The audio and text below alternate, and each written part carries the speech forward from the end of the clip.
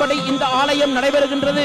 வாக்கிய பஞ்சாங்கத்தின்படி 8/24 சுவாமி கும்பராசியிலிருந்து மீனராசிக்கு பெயர்ச்சி ஆகிறார். சனீஸ்வர பகவான் தான் நாட்டை காப்பவர். ஆஹா, சனீஸ்வர பகவானே, பகவானே, சனீஸ்வர பகவானே, என்ன கண்கொள்ளா காட்சியை பார்த்து கொண்டிருக்கிறோம்.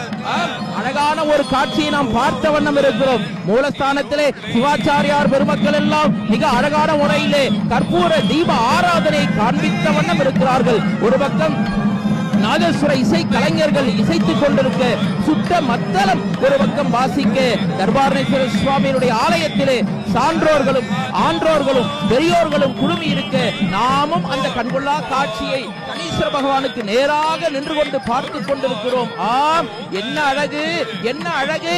எத்தனை அருட்பெரும் ஜோதி, அருட்பெரும் ஜோதி, தனிப்பெரும் கருணை, அருட்பெரும் ஜோதி என்று வடலூர் வள்ளல் பெருமான் சொன்னாரே, அதுபோல ஜோதி வடிவமாக இருக்கின்ற இறைவனை ஜோதியினாலே பஞ்சபூதங்களினாலும் நம் ஆராதனை செய்வது கடமையாக இருக்கிறது.